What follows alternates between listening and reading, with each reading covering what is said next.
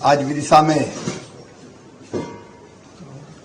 मैंने कृषि विभाग की कामों की समीक्षा की है।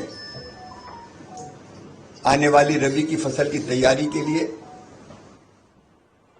बीज की उपलब्धता, खाद की उपलब्धता,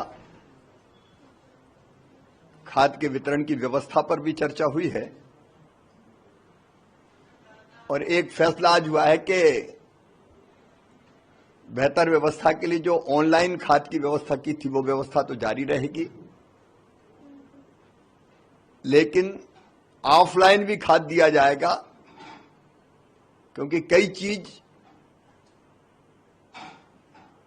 ऑनलाइन कैसे ऑपरेट करें इसकी जानकारी कई किसान भाइयों को नहीं है। तो उन्होंने ये कहा था कि ऑफलाइन भी व्यवस्था होनी चाहिए। तो ऑफलाइन भी किसानों को खाद देने की व्यवस्था की जाएगी। फर्टिलाइजर मिनिस्ट्री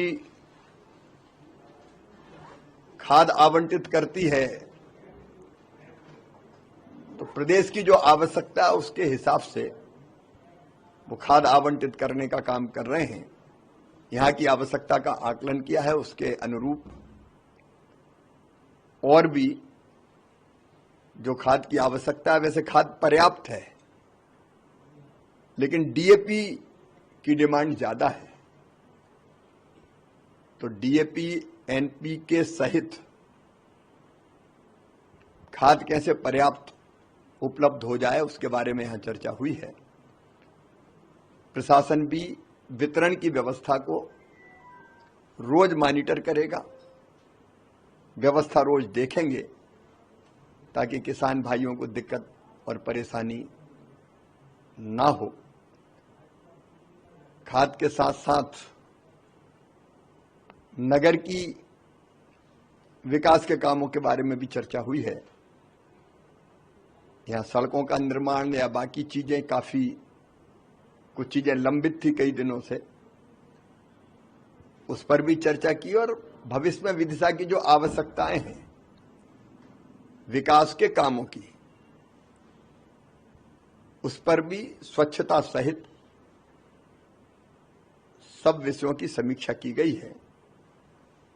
और आगे शहर स्वच्छ हो, सड़कें बने, सीवेज का जो काम चल रहा है वो भी समय पर पूरा हो जाए, उस सहित सब विषयों पर बातचीत करके कुछ फैसले लिए गए हैं।